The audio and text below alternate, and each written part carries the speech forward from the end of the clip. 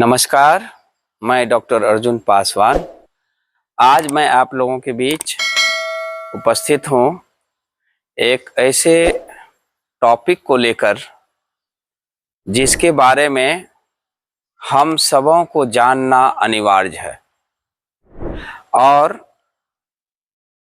उसका नाम है आदर्श शिक्षक से संबंधित शब्दावली। कि एक आदर्श शिक्षक कौन होंगे, उनमें कौन कौन से गुण होने चाहिए, इसी सब बिंदु पर आज हम बात करने वाले हैं।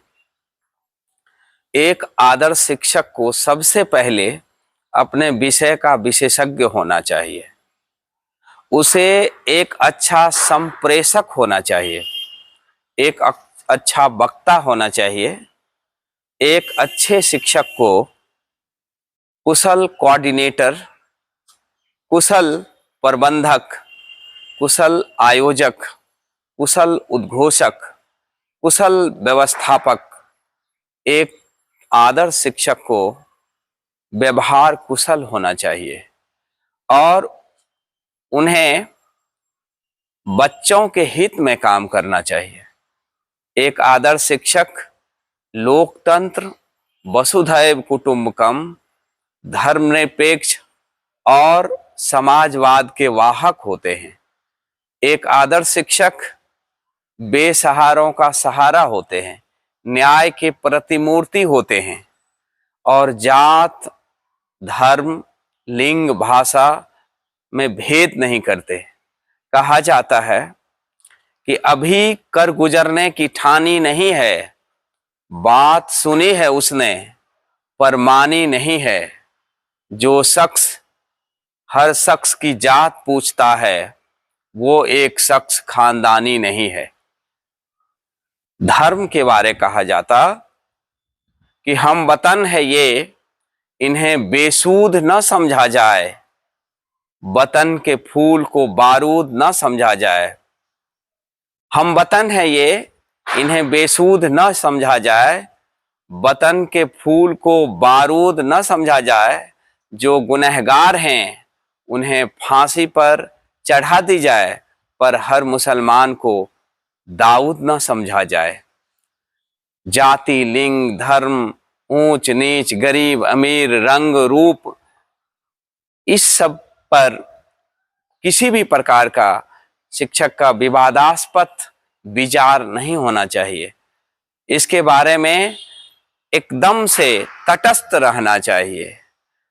टीचर को कभी भी किसी भी गुट का भागी नहीं होना चाहिए, गुट निरपेक्ष होना चाहिए। एक शिक्षक को इंटरडिसिप्लिनरी भी होना चाहिए कि कई विषय के बारे में उन्हें जानकारी होना चाहिए। एक शिक्षक को कई विधा में भी निपुण होना चाहिए। गायन है, वादन है, खेल है और काव्य पाठ है, संगीत है, एवं प्रकार से कई चीजों में उन्हें रुचि होना चाहिए। एक टर्म आता है एक्सटेंसिव रीडिंग, एक्सटेंसिव नॉलेज होना चाहिए, मतलब एक्सटेंसिव चीजों में रुचि होना चाहिए। अखबार पढ़ना, टेलीविजन देखना, रेडियो सुनना, देश दुनिया की जानकारी रखना, नोवेल पढ़ना, बड़े बड़े विद्वान महापुरुषों की जीवनी को पढ़ना, बड़े बड़े ग्रंथों को पढ़ना, धार्मिक ग्रंथ भी कई टीचर कई धर्म के ग्रंथ को पढ़ते हैं। रामायण, महाभारत, गीता, पुराण, कुरान, जिंदाबस्ता, गुरु ग्रंथ साहिब, त्रिपिटक, बहुत सारे ऐसे हैं जिसमें ज्ञान की बहुत बातें दी गई है। बाइबिल भी पढ़ना चाहिए। कहने का मतलब टीचर को एक्सटेंसिव ज्ञान भी होना चाहिए कि जो हमारे विषय वस्तु से संबंधित नहीं है उसके बारे में भी हम रुचि रखें, इसमें रुचि रखनी चाहिए। करिकुलर, एक्स्ट्रा करिकुलर, को करिकुलर एक्टिविटीज के बारे में भी शिक्षकों को पूर्ण ज्ञान होना चाहिए। शिक्षक को BCF, NCF, PTM, time table, KYC, know your children आदि सब टॉपिक पर जानकारी रखनी चाहिए। शिक्षा का इतिहास, हिस्ट्री ऑफ एजुकेशन, तो जितने भी कमीशंस हुए हैं उनके बारे में जानकारी होनी चाहिए। और थोड़ी बहुत साइकोलॉजी, फिलॉसफी और सोशियोलॉजी के बारे में भी शिक्षकों को ध्यान देना चाहिए। शिक्षकों को कवि के बारे में भी जानकारी होनी चाहिए। रामधारी सिंह दिनकर, महादेवी वर्मा, सुमित्रा नंदन पंत, गुप्त, निराला, पंत, बहुत सारे शर्मा, बहुत सारे ऐसे कवि हैं जो कालजयी जिनकी रचना है। आंचलिक कथाकार के बारे में भी जानकारी रखनी चाहिए, जैसे फणीश्वर नाथ रेणु आदि, और विद्यापति हैं, भिखारी ठाकुर हैं। तो एक शिक्षक को स्थानीय चीजों से भी जुड़ के रहना चाहिए, अंतर्राष्ट्रीय स्तर से भी जुड़ के रहना चाहिए। अंतर्राष्ट्रीय फिलोसोफर जैसे प्लेटो, अरस्तु, सुकरात, मेरिया मोंटेसरी, जॉन हॉट आदि के बारे भी जानना चाहिए। स्थानीय फिलोसोफर जो हैं औरोबिंदो हैं, रविन्द्रनाथ टैगोर हैं, गांधी जी हैं, तो गिजुभाई बधेका हैं, सर्वपल्ली राधाकृष्णन हैं, इन सब के बारे में भी जानकारी रखनी चाहिए। और कुछ इतिहास, कुछ भूगोल, कुछ हिंदी, और अपने विषय जो भी विषय है उसमें सभी टीचर को कहा जाता है कि विज्ञान के शिक्षक को कलात्मक तरीके से पढ़ाना चाहिए और कला के शिक्षक को वैज्ञानिक तरीके से पढ़ाना चाहिए। एक शिक्षक के बारे में कहा जाता है कि मुंतजिर चाक की अधूरी मिट्टी हूं मैं, तुम जरा हाथ लगा दो तो मुकम्मल हो जाऊं।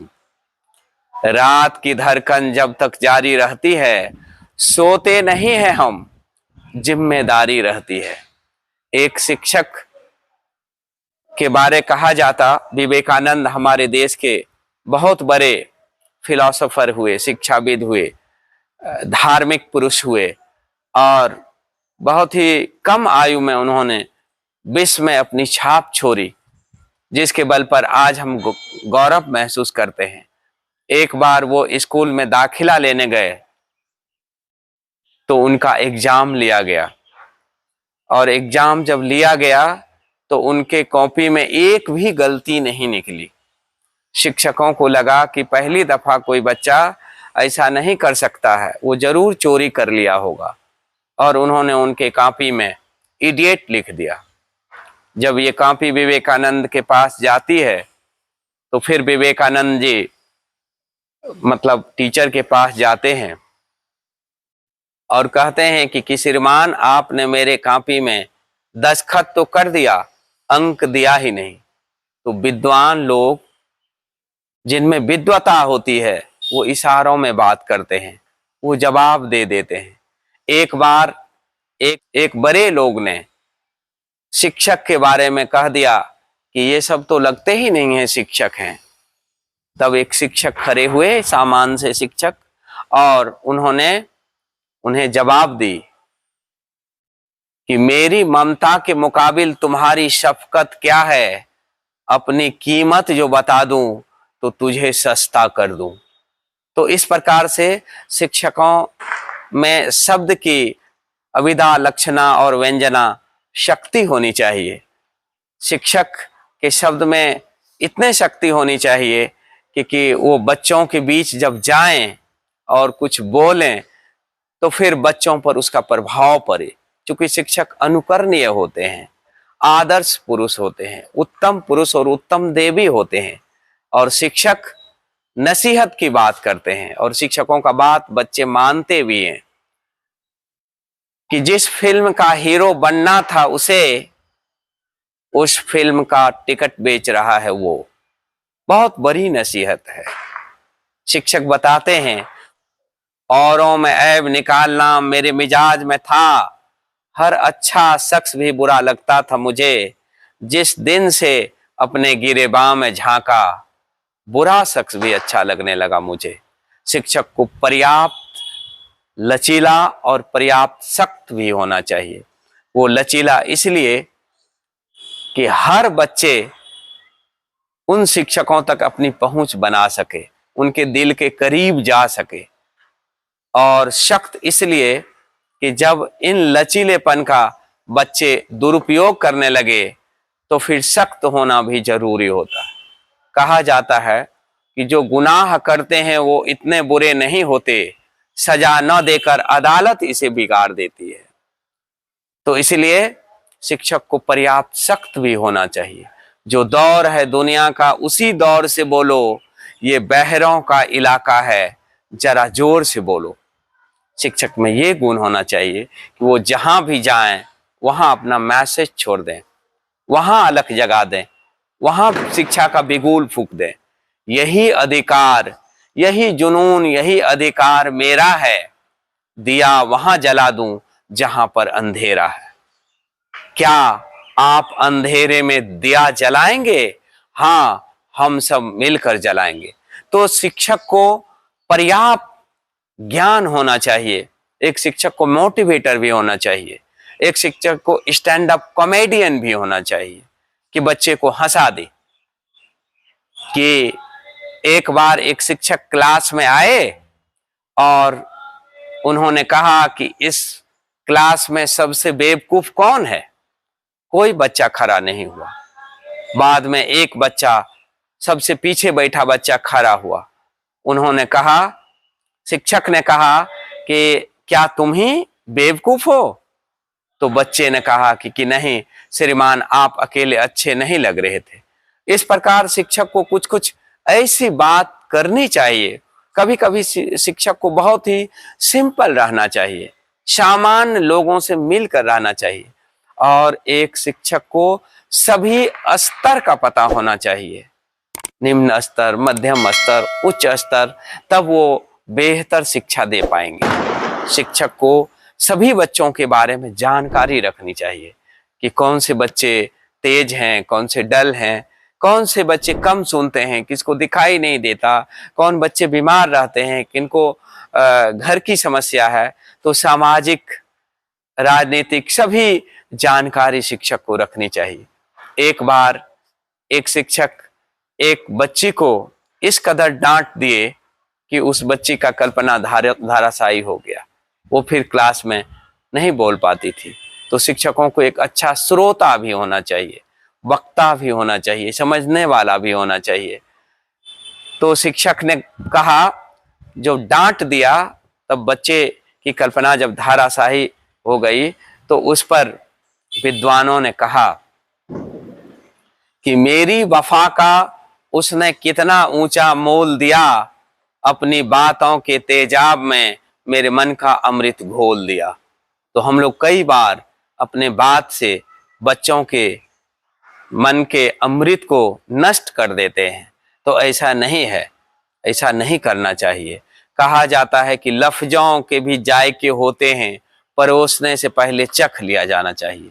भाषाई दरिद्रता सबसे बड़ी दरिद्रता है। कई बार ऐसा भी महसूस किया गया कि मैं बोलकर भी कितना चुप रहता हूं और आप चुप रहकर भी कितना बोलते हैं, तो किसी के बोलने से भी प्रभाव नहीं पड़ता। तो कई बार चुप रहना भी बेहतर है। ऐसा भी कहा जाता कि silence is speaking is gold and silence is diamond. चुप रहने वाले शोर बहुत मचाते हैं, खामोशी की भी अपनी चीखें होती है। तो चुप रहने में भी कहीं कहीं वो एक इंसानियत होती है कि एक अच्छा श्रोता बने। कहा जाता है कि जो आंखों में दिखाई दे उसे तूफान कहते हैं, जो दुनिया को सुनाई दे उसे खामोशी कहते हैं।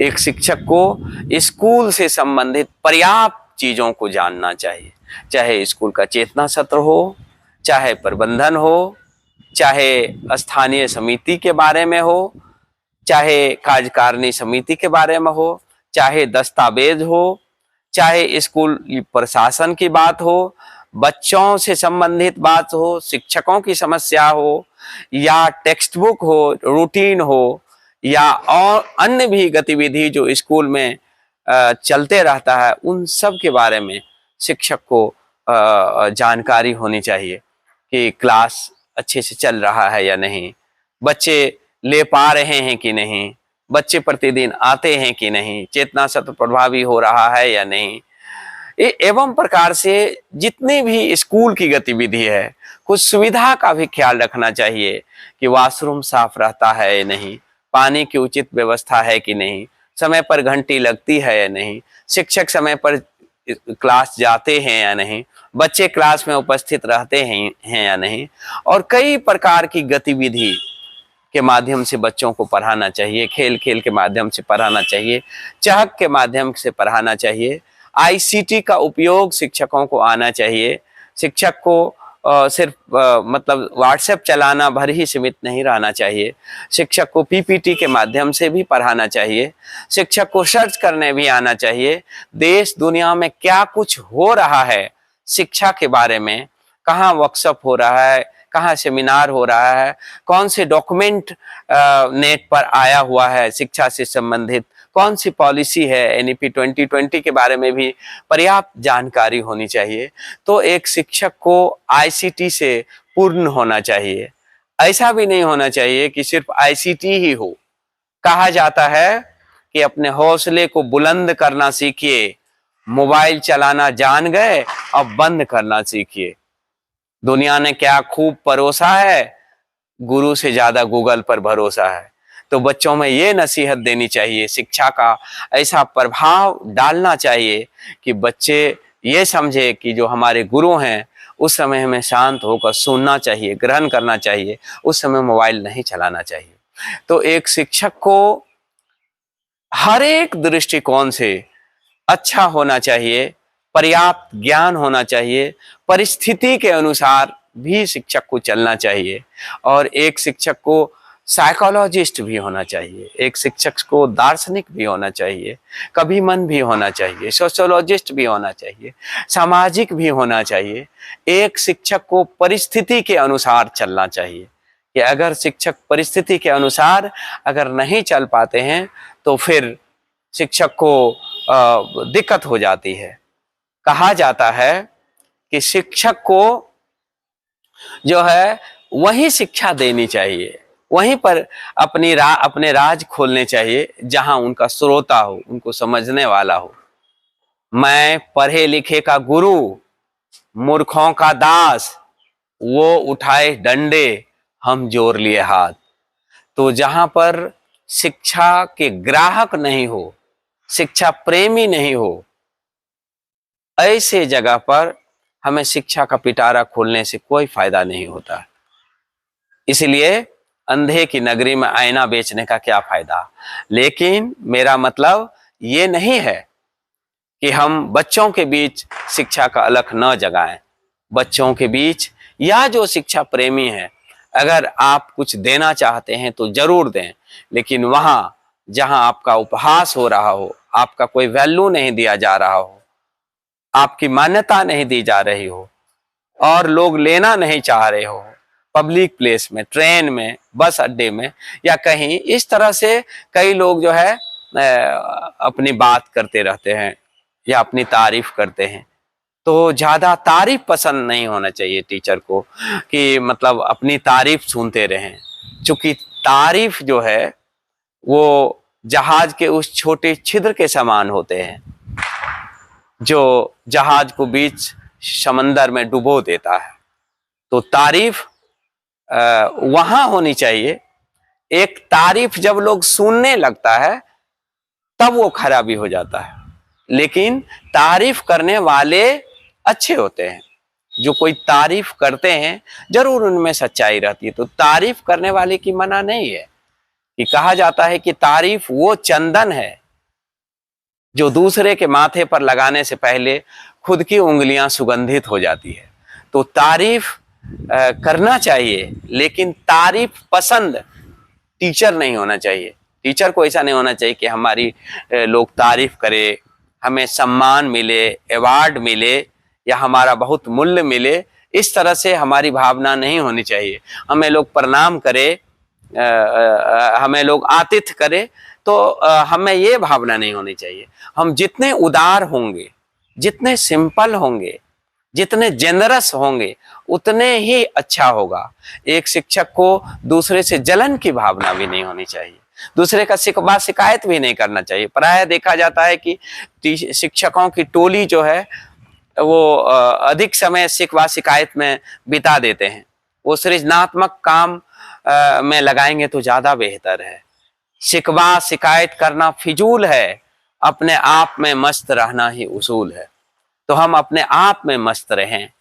कई बार दूसरे से अपनी तुलना करते हैं और अपने आप को इंफीरियर महसूस करते हैं, ऐसा भी नहीं करना चाहिए।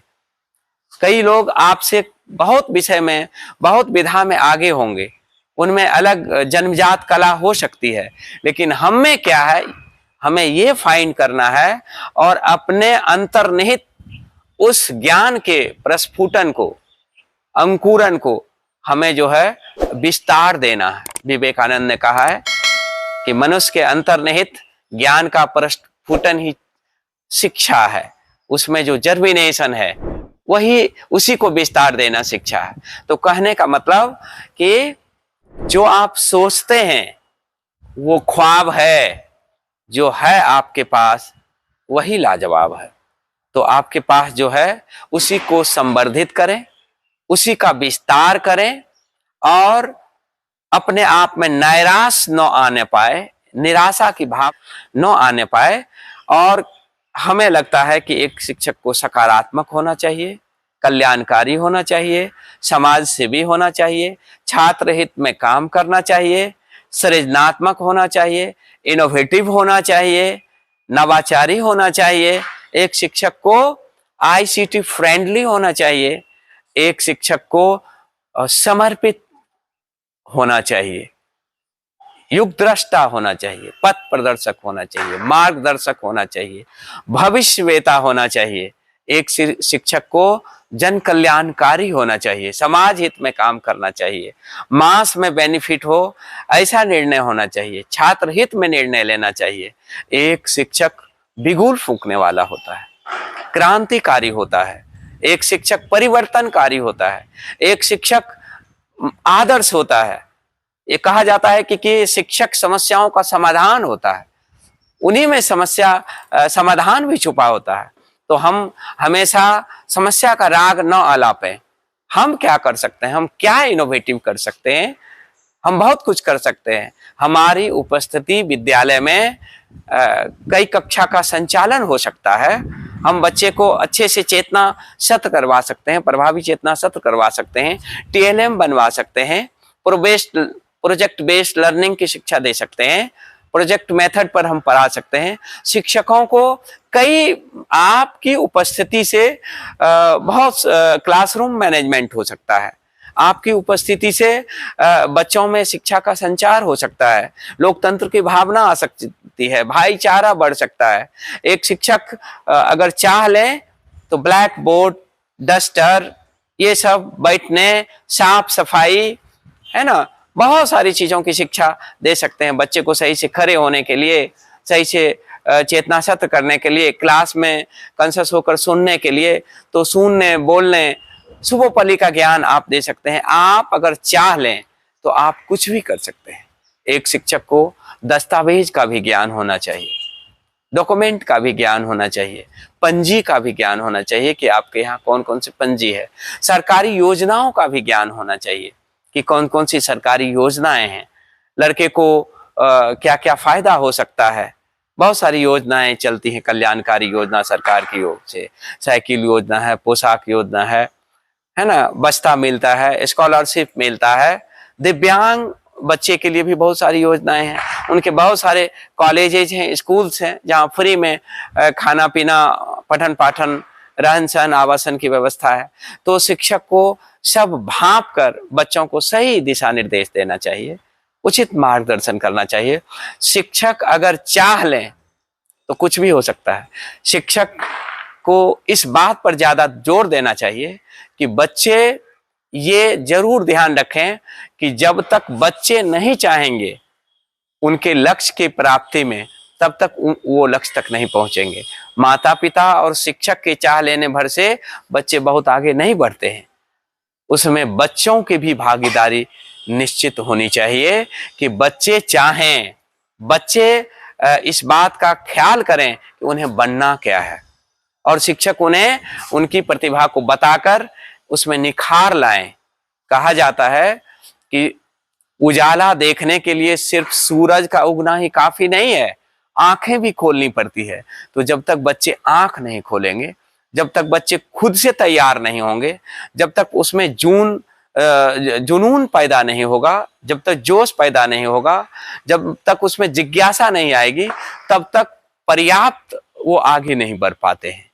और जब जिज्ञासा आ जाती है तो शिक्षक कभी कभी आश्चर्य करते हैं कि ये सामान से बच्चा इतना अच्छा कैसे कर गया। तो उनमें जिज्ञासा आ जाती है। नींद कहाँ उनकी आंखों में जो धून के मतवाले हो। कलाम साहब कहते हैं कि स्वप्न वो नहीं है जो हम सोते हुए देखते हैं, स्वप्न वो है जो हमें सोने नहीं देते। तो एवं प्रकार से शिक्षक डायनेमिक होते हैं। शिक्षक क्या नहीं होते हैं, है ना। तो एक शिक्षक अगर चाह लें तो वो शिक्षा में क्रांति ला सकते हैं, परिवर्तन कर सकते हैं, शिक्षा के क्षेत्र में बहुत आगे बढ़ सकते हैं।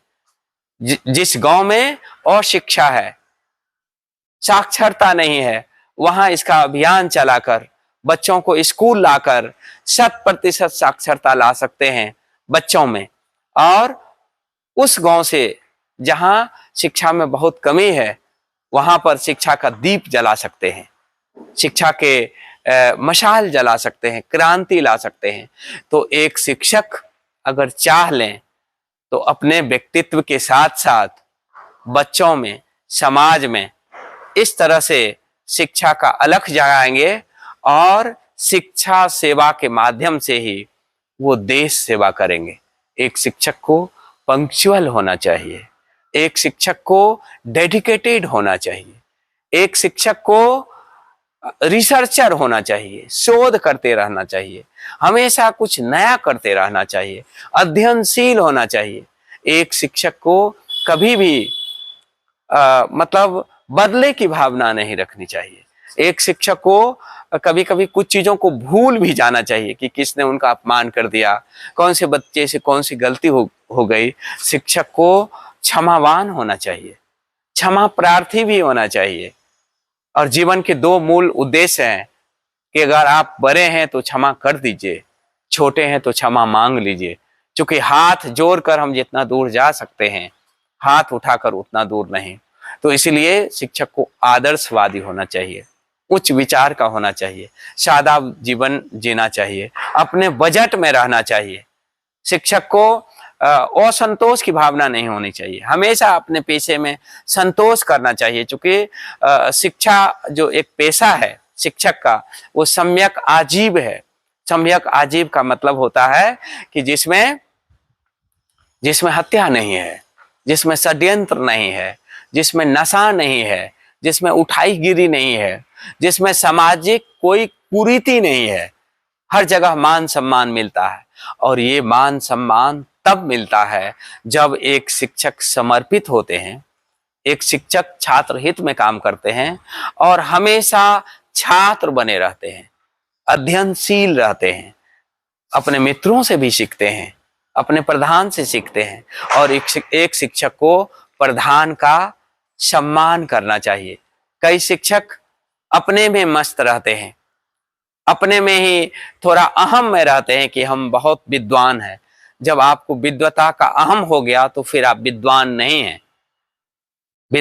विद्या ददाति विनयम, विद्या से विनय आती है, अहम नहीं, घमंड नहीं। इसलिए बड़ों का सम्मान करना चाहिए, पद का आदर करना चाहिए। कहा जाता है कि ये बात अलग है कि वो अलग खड़े रहते हैं, जो बड़े होते हैं बड़े ही रहते हैं। बड़ा बनना, बहुत बड़ा बनना, लेकिन उनके सामने बड़ा बनने की कोशिश नहीं करना जिन्होंने तुम्हें बड़ा किया। एक बार की बात है कि नेहरू के समय विद्वानों का बहुत कद्र होता था। इंदिरा गांधी के समय विद्वानों का कद्र थोड़ा सा घट गया। एक महफिल में जब इस बात की अनुभूति की गई तो एक शायर ने कहा कि मेरे सोने सी गंगा में, मेरी चांदी सी यमुना में सुनहरी मछलियां थीं, अब यहाँ घड़ियाल रहते हैं। कहने का मतलब है कि जब अच्छे लोग चले जाते हैं और वहीं पर किसी आयोजन में पुनः लोग पधारते हैं तो इस चीज का इसकी महसूस होती है, इस बात को महसूस करते हैं। इसीलिए आपके रहते और आपके नहीं रहने पर दोनों में फर्क होता है। तो आप जब हैं, कई शिक्षक सिर्फ स्कूल जाते हैं समय पर और समय पर स्कूल से चले आते हैं, तो ये भी सही नहीं है। आप 30 वर्ष ऐसा ही करते रहे, हजारों छात्र को आप पढ़ा नहीं पाए, लाखों छात्र को पढ़ा नहीं पाए, आप महज वेतन उठाए, तो ये किसी भी एंगल से सही नहीं होता है। मैं यह बात उनके लिए कह रहा हूं जो लोग ऐसा करते होंगे। ऐसा नहीं करना चाहिए। समय पर स्कूल जाना चाहिए, समय से आना चाहिए और स्कूल के दौरान पठन पाठन करना चाहिए, कुछ सृजनात्मक कार्य करना चाहिए, कुछ नवाचारी कार्य करना चाहिए। और ऐसे करने से हमको आत्मसंतुष्टि होगी। कहा जाता है कि एक शिक्षक संतुष्ट तब होते हैं जब वो हमेशा पढ़ते रहते हैं, नया चीज सीखते रहते हैं, क्योंकि उनकी जिज्ञासा शांत होती रहती है। जब शिक्षक अध्ययन करना छोड़ देंगे, हो सकता है वो शिक्षक को आशावादी होना चाहिए कि जो बच्चे बहुत नटखट हैं, जो बच्चे बहुत बदमाशी करते हैं क्लास में, उसमें भी शिक्षक को आशा के भाव रखने चाहिए कि करो चोर उचक्कों की कद्र, पता नहीं कब कौन किस सरकार में आ जाए। तो हमेशा शिक्षक को आशावादी होना चाहिए, हिम्मत नहीं हारनी चाहिए। शिक्षक को एक और बात है कि अपने निजी जीवन को भी सादा और सात्विक रहना चाहिए। किसी भी व्यसन से दूर रहना चाहिए, किसी भी नशा से, किसी भी ऐब से दूर रहना चाहिए। अगर ऐब उनमें हो भी तो धीरे धीरे करके छोड़ देना चाहिए, क्योंकि ऐब जो है वो हमेशा नीचा दिखाता है, वो हमेशा आपकी प्रतिष्ठा में मतलब वो धब्बा लगा देता है। इसलिए कोई ऐब अगर टीचर को हो तो वो धीरे धीरे छोड़ देना चाहिए उन्हें।